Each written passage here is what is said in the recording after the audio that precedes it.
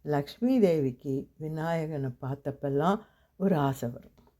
இது நம்ம விஷ்ணு தேவன் தானே அப்படின்ற மாதிரியாக ஒரு கனெக்ஷன் லக்ஷ்மிக்கும் கணபதிக்கும். அதனால தான் நம்ம நிறைய இடத்துல லக்ஷ்மி கணபதி கோவிலுங்க கூட பார்க்குறோம் இல்லையா. லக்ஷ்மி கணபதி சேர்ந்து படங்க இருக்கும். அந்த மாதிரி அவங்களுக்கு ஒரு கனெக்ஷன் இருக்கிறதா இருக்குது. ஒரு புராணத்தில் இந்த மாதிரி ஒரு இன்சிடென்ட் சொல்லியிருக்காங்க.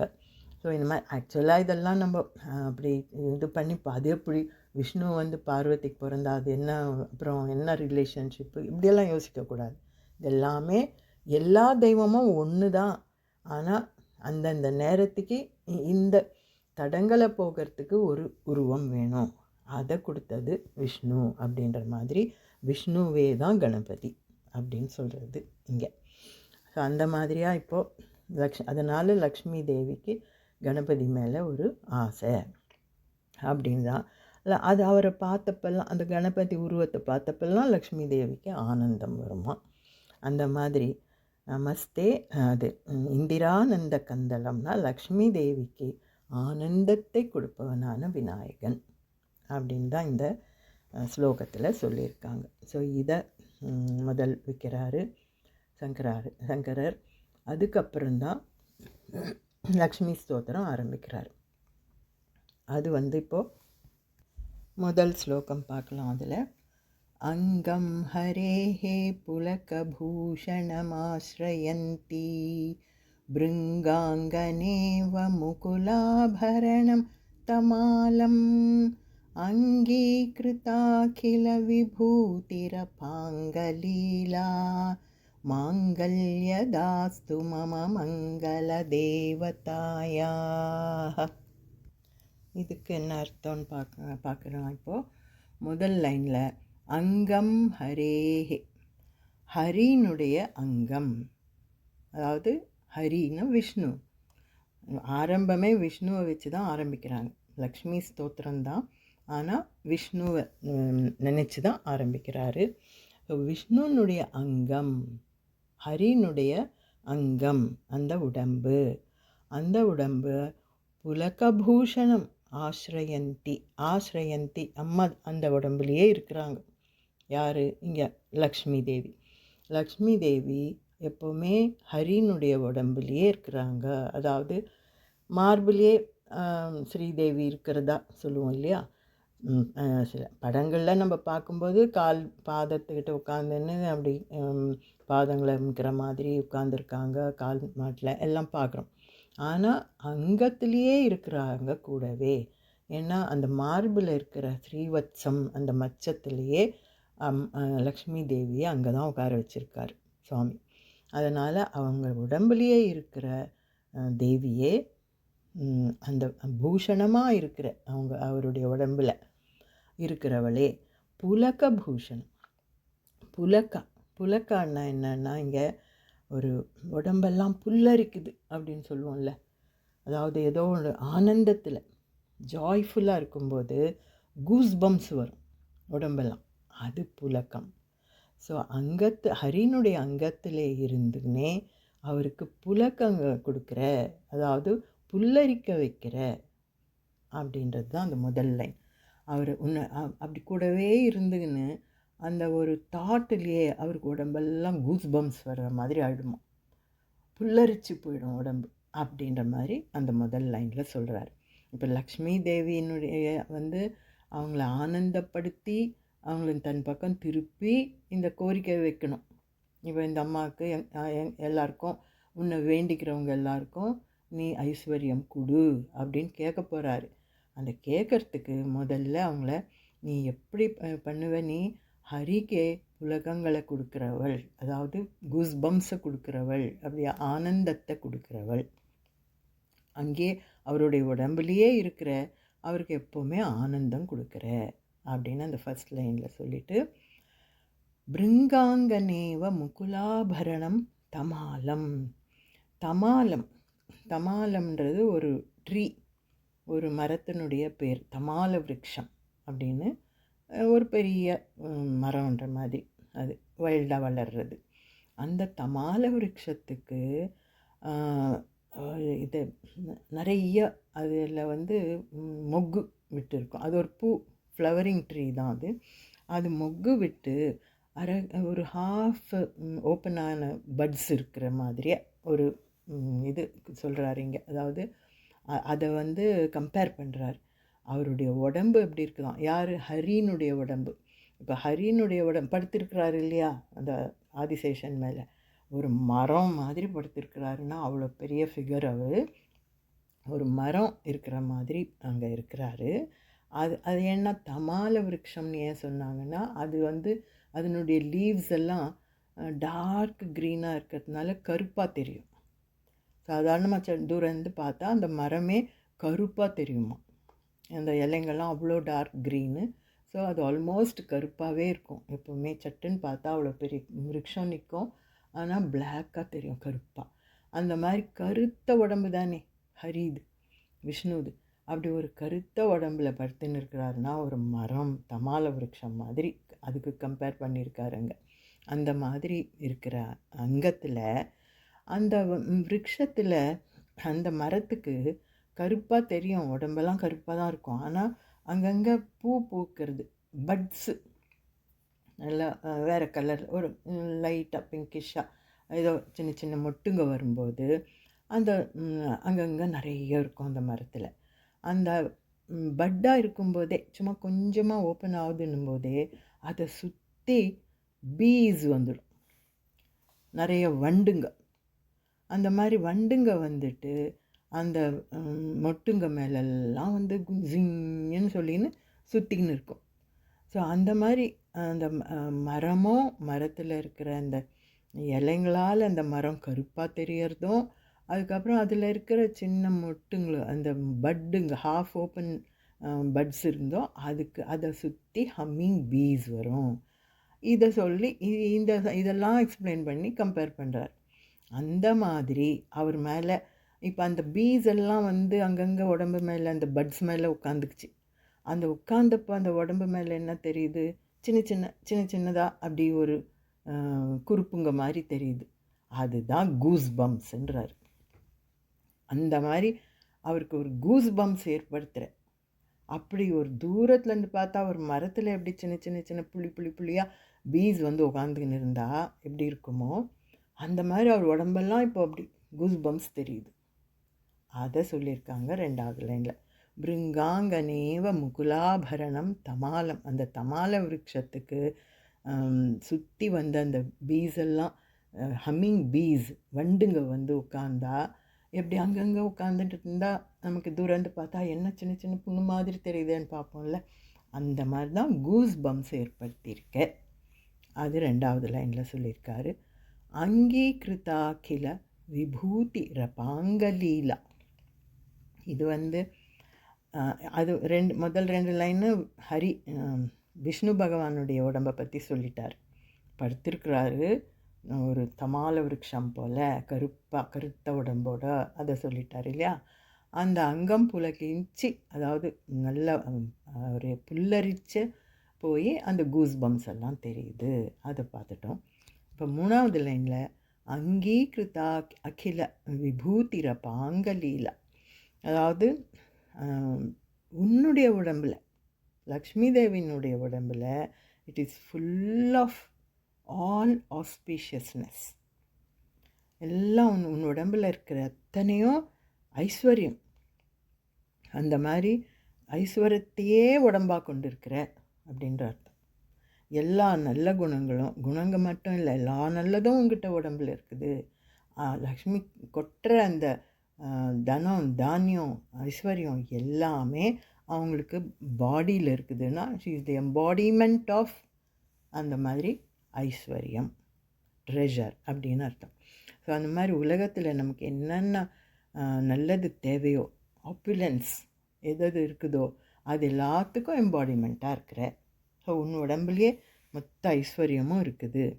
அந்த மாதிரி அப்படி இருக்கிற அபாங்க லீலா, அந்த மாதிரி உடம்பெல்லாம் ஐஸ்வர்யமாக இருக்கிற உன்னுடைய அபாங்க லீலானா உன்னுடைய அந்த கண்ணு எப்படி விளையாடுது தெரியுமா, உன் பார்வை அப்படி ஒரு நீ பார்க்கும்போது அந்த உடம்பெல்லாம் ஐஸ்வர்யத்தை கொண்டு இருக்கிற நீ, அவர் உடம்பெல்லாம் பூஷணமாக என்ன இருக்குது, எல்லா ஆப்புலன்ஸும் இருக்குது, எல்லா நல்ல ஆஸ்பிஷியஸ்னஸும் இருக்குது, மங்களங்களும் இருக்குது.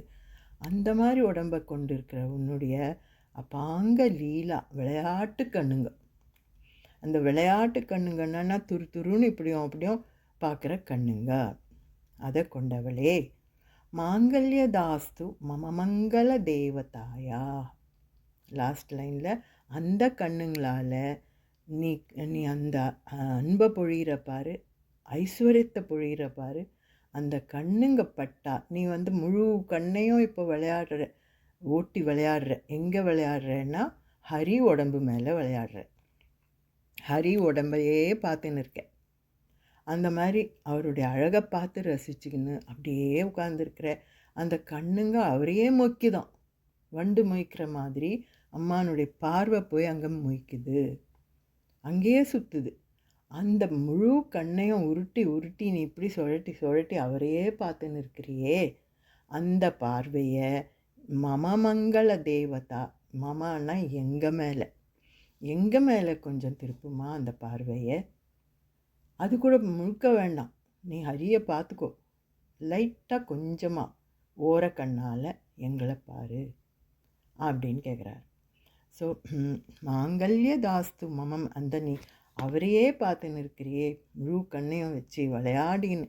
அப்போ ஆங்கல் லீலா, அந்த கண்ணு அப்படி விளையாடுது அவர் உடம்பு மேலேன்னா, அப்படி சுற்றி சுற்றி அவரையே பார்க்குற ரசிக்கிற அந்த பார்வையை மம மங்களது எங்கள் பக்கம் கொஞ்சம் மம ஆனாஸ் கொஞ்சம் திருப்பு, லைட்டாக திருப்பினா மங்கள தேவதை, எல்லா மங்களமும் மாங்கல்யங்களும்னா அது எல்லா ஆஸ்பீஷியஸ்னஸும் எங்களுக்கு வந்துடும். நீ லைட்டாக கொஞ்சமாக பார்த்தா போதும், எங்கள் மேலே எங்களுக்கும் எல்லாம் வரும் அப்படின்னு கேட்குறாரு. ஸோ அந்த ஐஸ்வர்யத்தையே உடம்பாக கொண்டு இருக்கிற லக்ஷ்மி தேவி ஹரியையே பார்த்துக்கின்னு ரசிச்சுக்கின்னு இருக்கிறாங்க உட்காந்து. அந்த பார்வை எப்பவும் அவரையே பார்க்குது. அந்த மாதிரி பார்க்கும்போது அவரும் அதை ரசிச்சுன்னு உடம்பெல்லாம் கூஸ் பம்ஸோடு படுத்துன்னு இருக்கார். அதாவது லக்ஷ்மி தேவி தன்னை பார்க்குறாங்கன்றது தெரிஞ்சாலே அவருக்கு மெய்சில் இருக்கும், புல்லரிக்கும். அதுதான் அவருக்கு மெய்சில் இருக்குது, புல்லரிக்குது. அந்த இதில் அவர் ஆனந்தமாக படுத்துன்னு இருக்காரு. நீ அங்கேயே பார்க்குறியே, எங்கள் பக்கம் கொஞ்சம் பாரேன், எங்களையும் பாரு, அந்த உன்கிட்ட இருக்கிற ஐஸ்வர்யத்தில் எங்களுக்கு கொஞ்சமாவது கிடைக்கும், எங்களை பாரும்மா அப்படின்னு கேட்குறாரு லாஸ்ட் லைனில். ஸோ இந்த மாதிரி மாமா அவர் எல்லா வேர்சஸ்லேயும் பாடின்னு எனக்குன்ற வேர்டு யூஸ் பண்ணலை, மாமானா ஃபார் ஆல் ஆஃப் அஸ். அதனால் இது பின்னால் இது யார் பாடினாலும் கூட அது அவங்களுக்கும் அப்ளை ஆகும் அப்படின்ற மாதிரி. எனக்குன்னு சொல்லாத எங்களுக்கு அப்படின்னு நம்ம எல்லாரையும் சேர்த்து வச்சே பாடியிருக்காருன்னு அர்த்தம். ஸோ இது ஃபஸ்ட்டு வேர்ஸ் பார்த்தோம். அடுத்த ஆடியோவில் பார்க்கலாம். ஸ்ரீலக்ஷ்மியை நமஹ.